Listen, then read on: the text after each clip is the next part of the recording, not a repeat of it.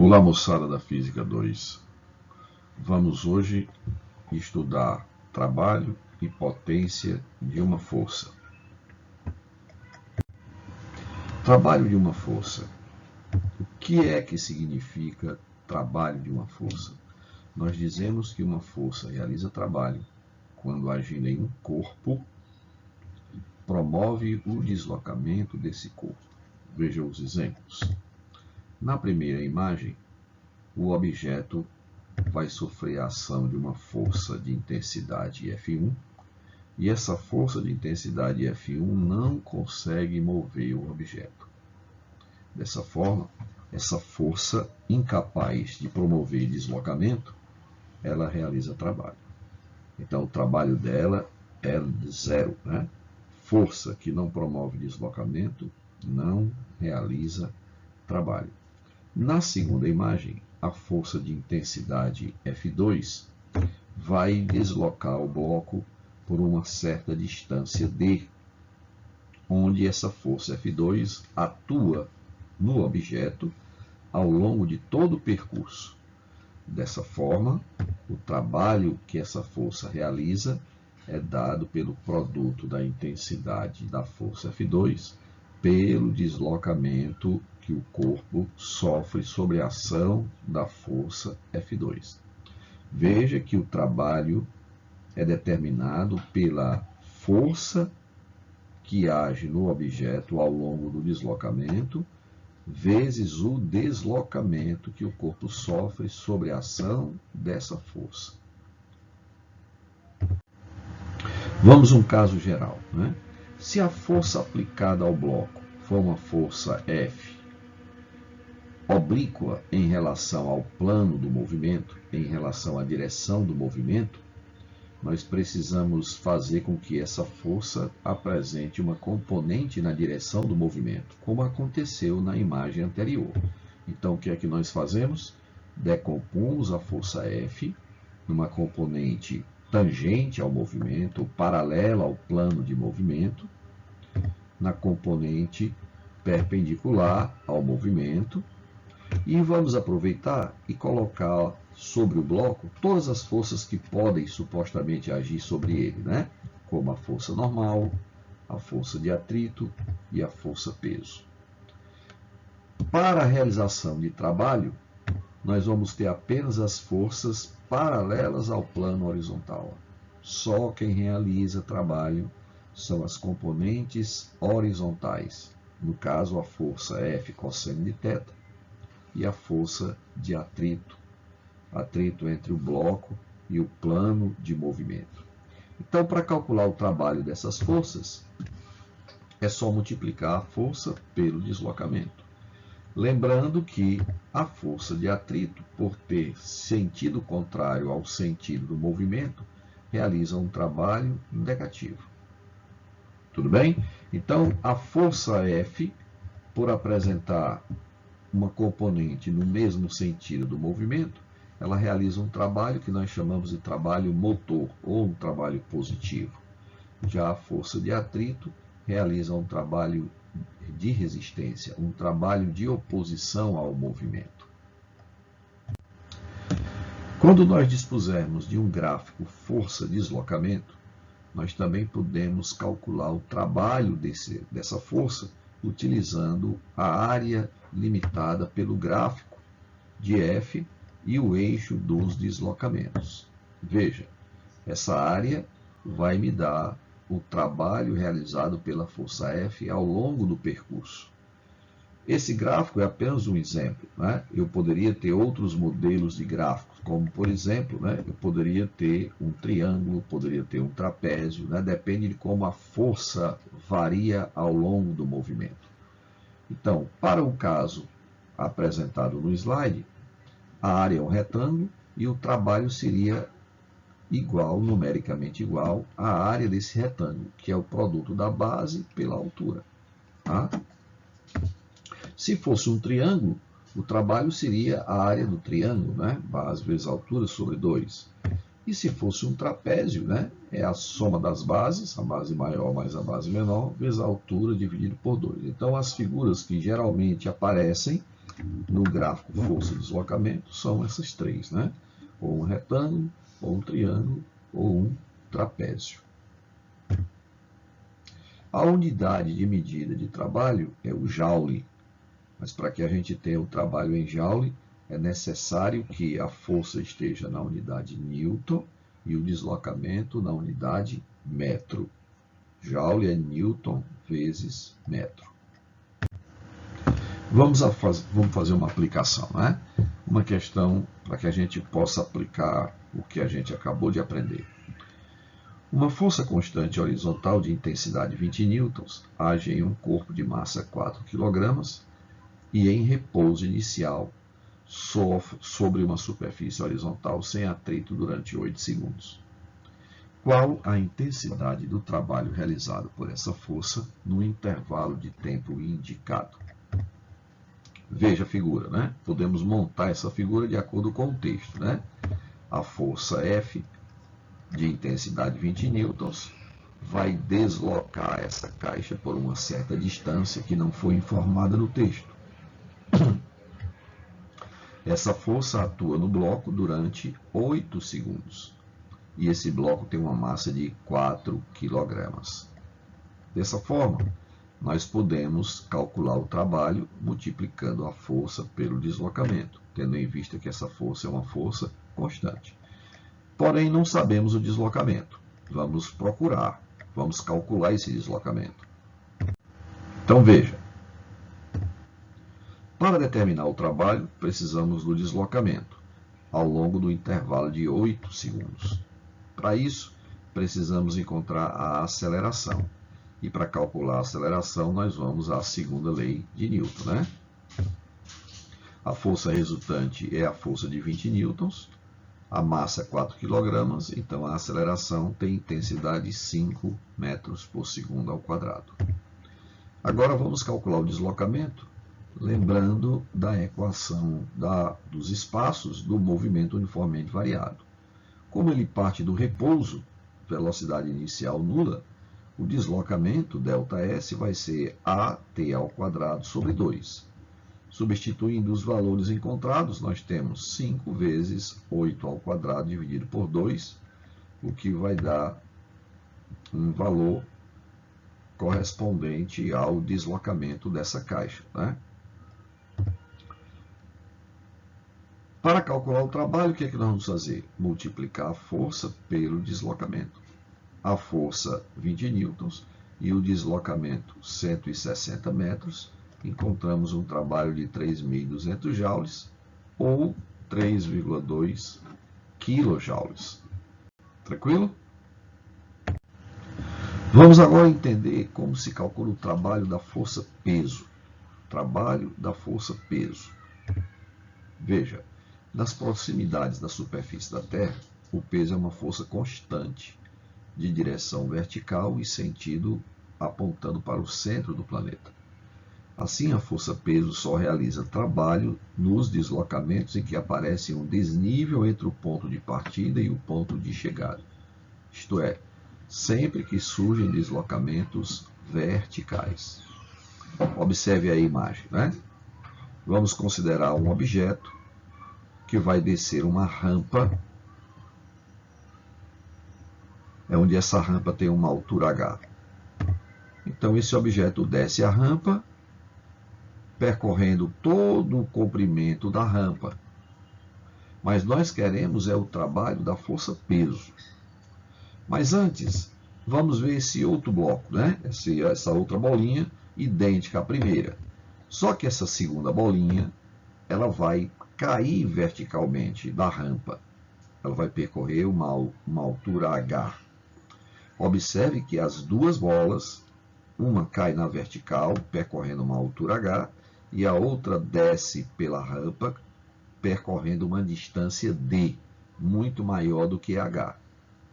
Porém, eu quero calcular o trabalho do peso dessas bolas ao longo dos percursos que cada uma delas realizou. E aí a gente vai observar que o trabalho do peso não depende do percurso, não depende da trajetória, o trabalho do peso depende exclusivamente do peso e do desnível entre o ponto de partida e o ponto de chegada. Então, o trabalho do peso é simplesmente P vezes H.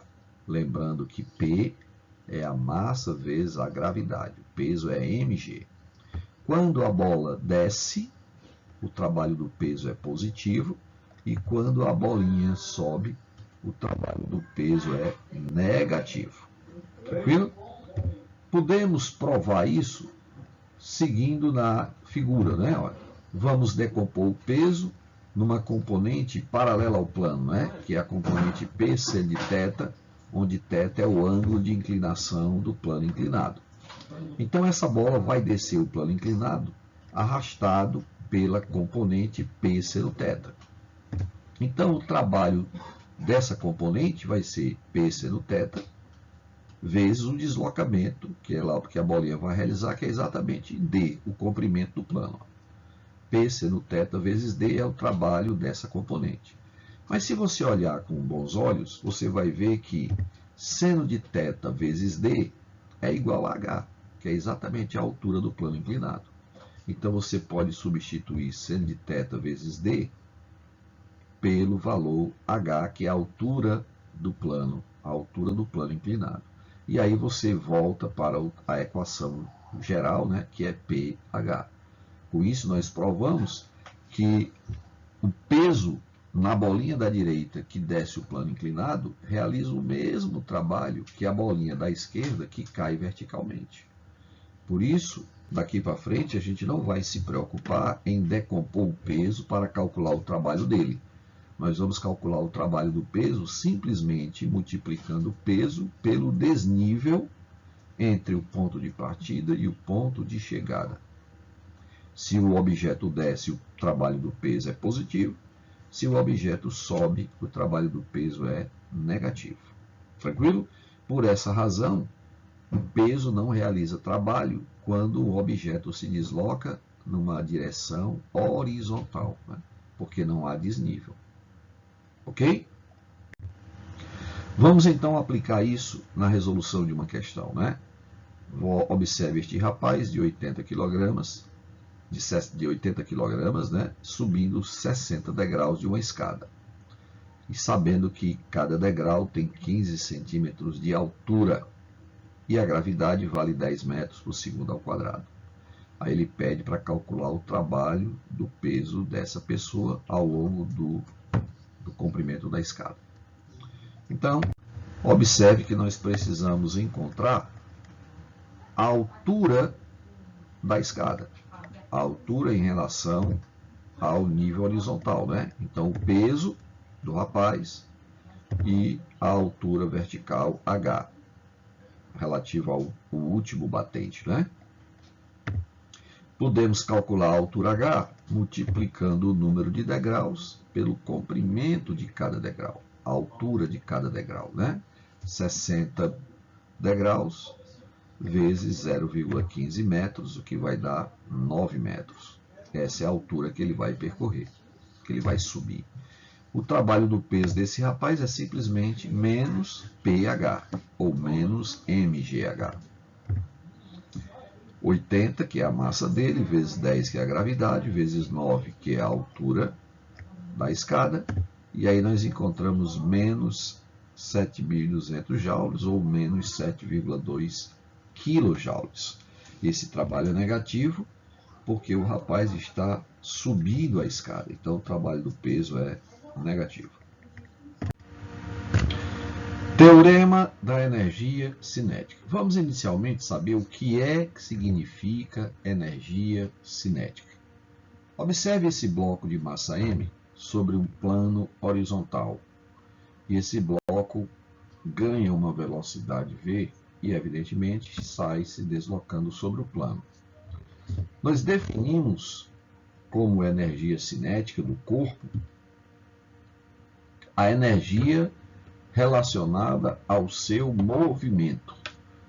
Para ter energia cinética, é preciso ter velocidade. E a quantidade de energia cinética é determinada pela expressão m V ao quadrado sobre 2. Então, nós chamamos de energia cinética a energia associada ao movimento de um objeto. Para ter energia cinética, é necessário ter velocidade. A unidade de energia do Sistema Internacional é o Joule. Para você ter energia em Joule, é preciso que a massa esteja em quilograma e a velocidade esteja em metro por segundo. O teorema da energia cinética, então, relaciona trabalho com energia cinética, com variação de energia. Então, temos o seguinte: o trabalho total, ou trabalho realizado por todas as forças que atuam no corpo, é igual à variação da energia cinética desse corpo. Veja, observe a imagem, né, onde nós temos 4 forças genéricas agindo em um corpo que se move com velocidade v ao longo de um plano horizontal. Aplicando o teorema da energia cinética, nós dizemos que o trabalho total realizado por essas 4 forças é igual à energia cinética final menos a energia cinética inicial. Então vamos calcular o trabalho quando esse bloco se desloca do ponto A para o ponto B, percorrendo uma distância d. Então, o trabalho total vai ser o trabalho da força F, mais o trabalho da força de atrito, mais o trabalho da força peso, mais o trabalho da força normal, que são as forças que atuam no bloco. Isso é igual à energia cinética em B, menos a energia cinética em A. E aí você já observa que, sendo um movimento num plano horizontal, o peso não realiza trabalho e a normal também não realiza trabalho, porque elas são perpendiculares à direção do movimento. Tá? Então, aí, neste caso em particular, o trabalho total seria apenas o trabalho da força F, mais o trabalho da força de atrito. Isso é que seria igual à energia cinética em B, menos a energia cinética em A. Vamos aplicar. Uma esfera de massa 2 kg é lançada do topo de um plano inclinado com velocidade escalar de 5 metros por segundo, conforme indica a figura. Durante a descida, atua sobre a esfera uma força de atrito constante de intensidade 7,5 newtons, que a faz parar após deslocar-se de 10 metros ao longo do plano. Calcule a altura H, desprezando o efeito do ar. Adote G 10 metros por segundo ao quadrado. Então veja o que é que vai acontecer, né? Essa bolinha foi lançada com velocidade V0 de 5 metros por segundo e ela vai descer o plano inclinado, só que à medida que ela desce, a velocidade diminui por causa do atrito até que ela para ao final da rampa, né? Percorrendo uma determinada distância de 10 metros. Então vamos resolver o problema. Primeiro, vamos representar o movimento da bolinha. Quando ela chega embaixo, na superfície, né, quando ela chega lá na parte inferior do plano inclinado, ela para. Percorreu 10 metros, velocidade final 0.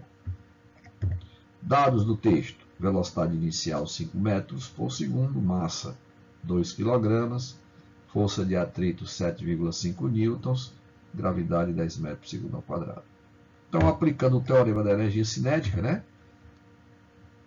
Lembrando que as forças que atuam na bolinha são peso, normal e fat. A normal não realiza trabalho, porque é perpendicular ao movimento. Só vai haver realização de trabalho através das forças de atrito e do peso, né? O trabalho da força de atrito é negativo, o trabalho do peso é positivo, a energia cinética final é nula, porque ela atinge o repouso, e aí nós vamos ter menos o fat vezes o deslocamento, é o trabalho do atrito, mais pH, que é o trabalho do peso, isso é igual a menos mv0 ao quadrado sobre 2. Substituindo, nós vamos ter menos 7,5 vezes 10, mais 20 vezes h, igual a menos 2 vezes 5 ao quadrado sobre 2. Fazendo as continhas, né? Menos 75 mais 20h igual a menos 25. 20h igual a 75 menos 25. H igual a 2,5 metros. Essa é a altura do plano inclinado. Questão 2. Um pequeno objeto de massa 2 kg, abandonado de um ponto situado a 15 metros de altura em relação ao solo, cai verticalmente sob a ação da força-peso e da força de resistência do ar. Podemos até fazer uma figura em cima disso, né? Uma bolinha foi abandonada de uma altura de 15 metros, uma bolinha de massa 2 kg, só que ela vai cair num local onde a resistência do ar não é desprezada. Sabendo que sua velocidade ao atingir o solo vale 15 metros por segundo, calcule o trabalho da força de resistência do ar. Veja, né? Quando ela cair, né? Ela vai ter lá embaixo uma velocidade de 15 metros por segundo. Então vamos à resolução da questão. Veja, a bolinha percorre 15 metros, de tal forma que quando chega lá embaixo ela tem velocidade de 15 metros por segundo. Então, para resolver, vamos logo inicialmente representar as forças que atuam na bolinha. Peso, que é o que faz a bola cair, e a força de resistência do ar, que tem direção vertical para cima, em oposição ao peso.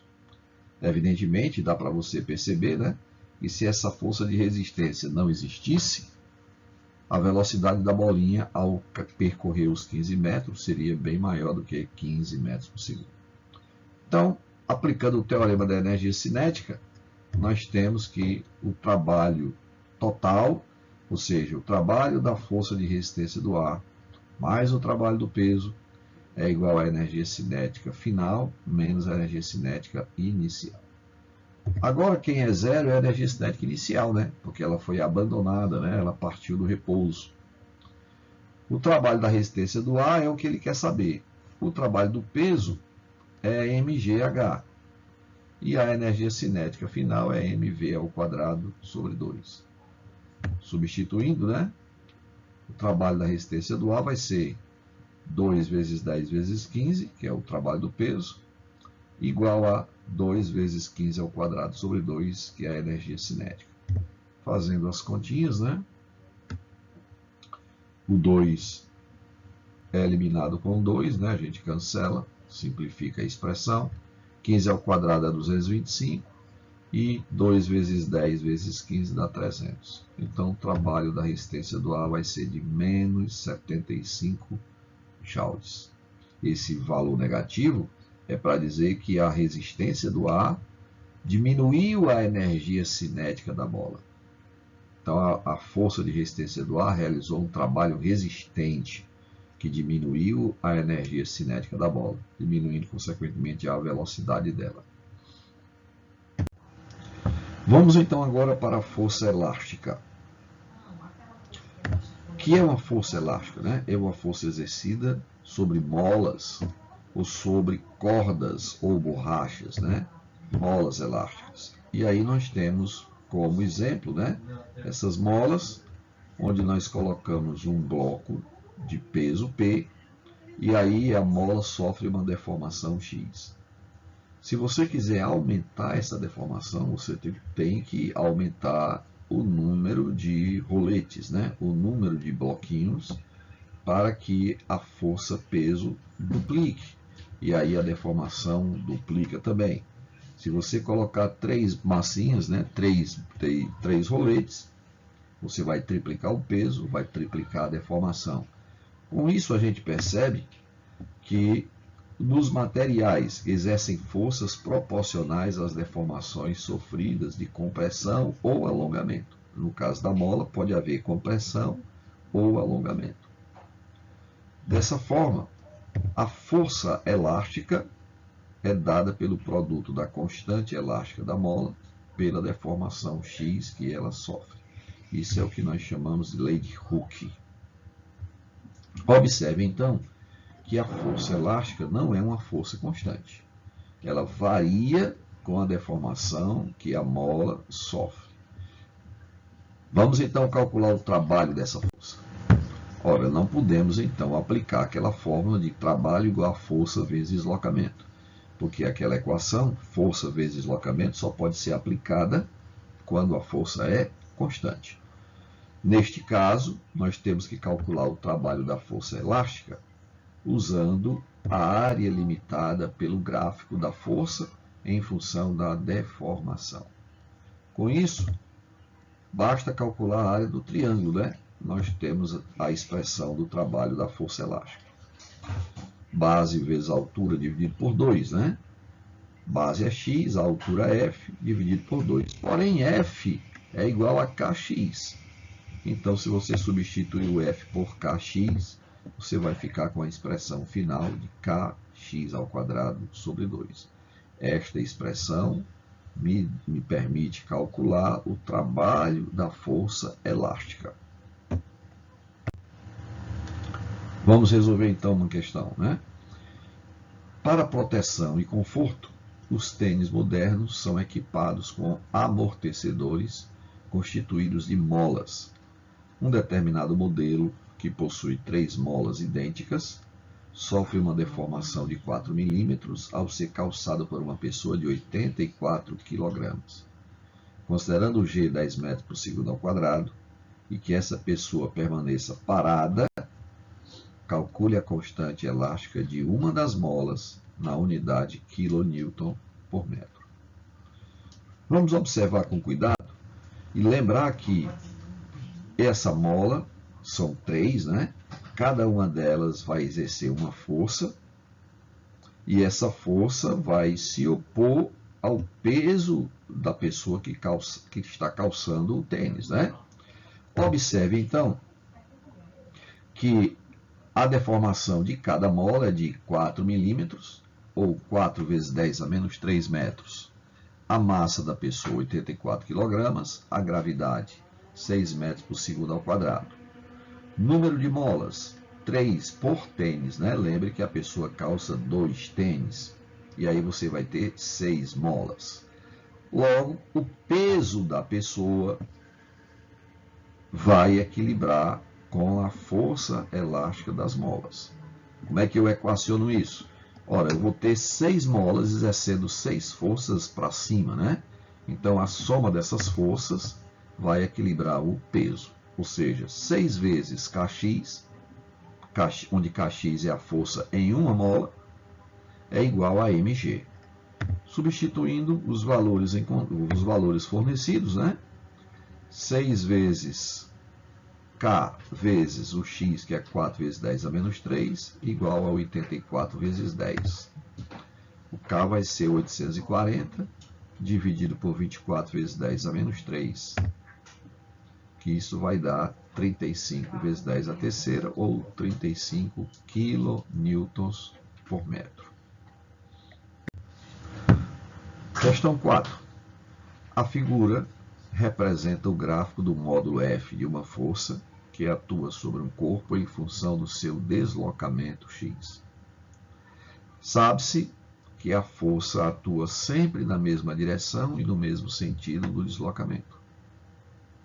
Calcule o trabalho dessa força no trecho representado pelo gráfico. Simples, né? Basta que calculemos a área da figura para que a gente encontre o trabalho da força. Então, a figura é um triângulo, o trabalho da força vai ser base vezes altura sobre 2. 2 vezes 20 dividido por 2, que vai dar um trabalho de 20 joules. 5.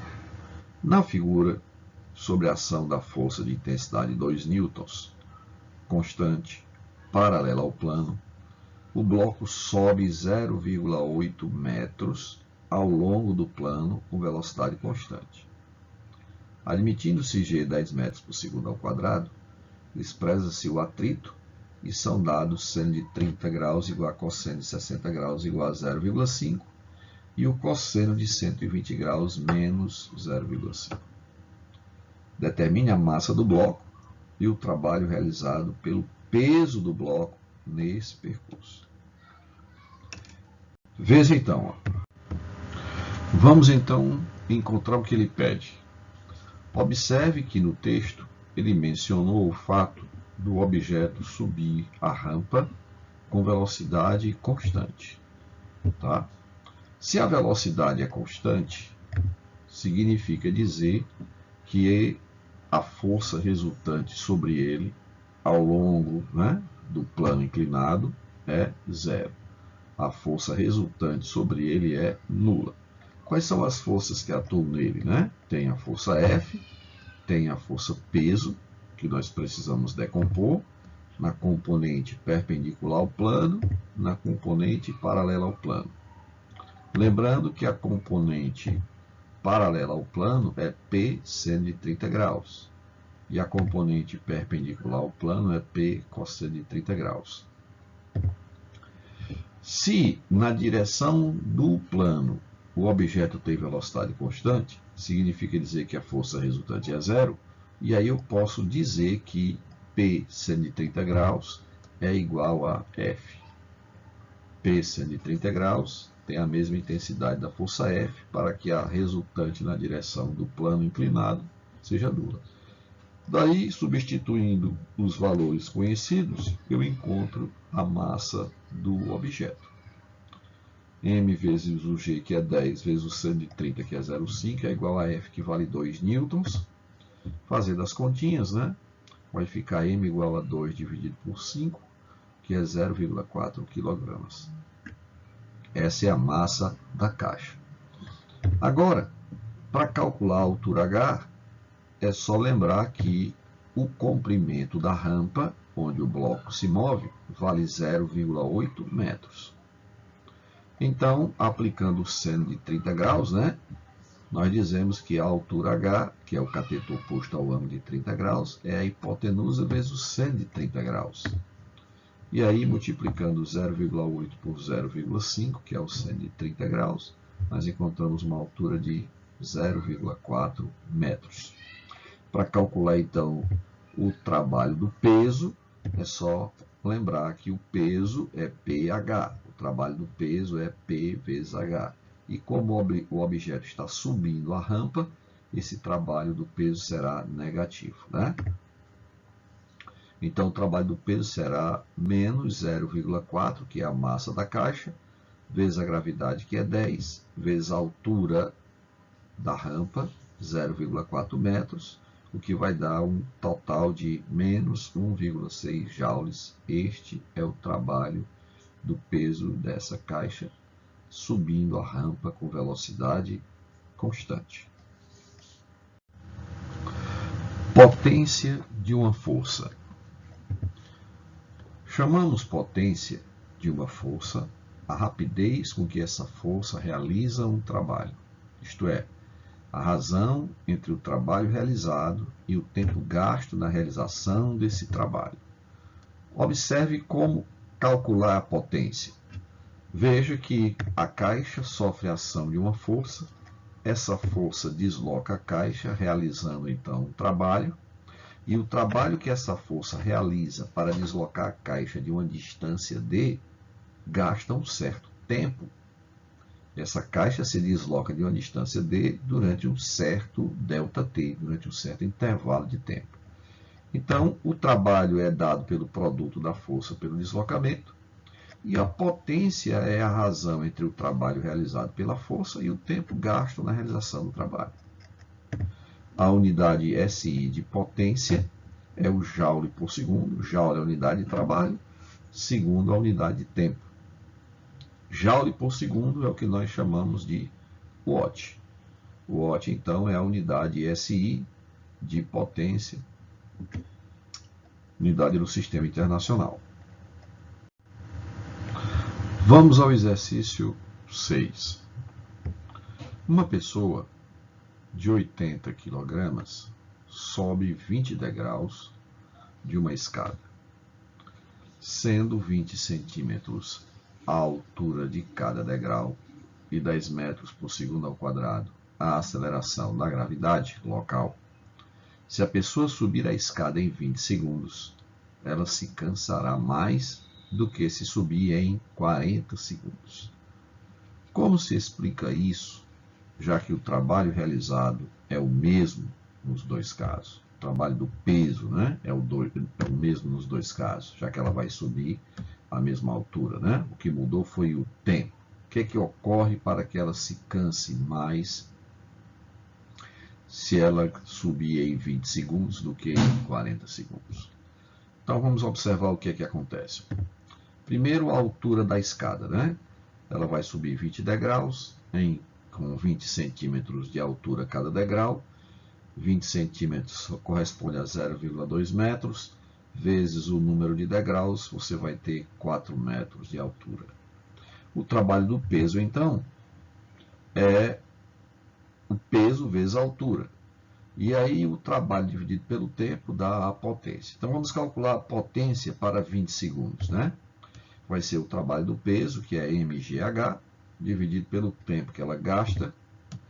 O peso, né, mg, 80 vezes 10, a altura 4 metros. Fazendo as continhas, nós temos 160 joules por segundo, ou 160 watts. Na segunda situação, o trabalho do peso é o mesmo, só que o tempo agora vale 40 segundos. Isso vai dar uma potência de 80 watts, ou seja, ela vai gastar 80 joules em cada 1 segundo. Observe que o trabalho que ela vai realizar é o mesmo, só que ela vai transferir mais energia em menos tempo. Por isso que ela se cansa mais quando sobe a escada em 20 segundos do que em 40 segundos. Em 20 segundos, ela vai gastar 160 joules por segundo. Já se ela gasta 40 segundos para subir a escada, ela vai gastar por segundo apenas 80 joules. Então ela está transferindo menos energia no mesmo tempo. No total, ela vai transferir a mesma quantidade de energia.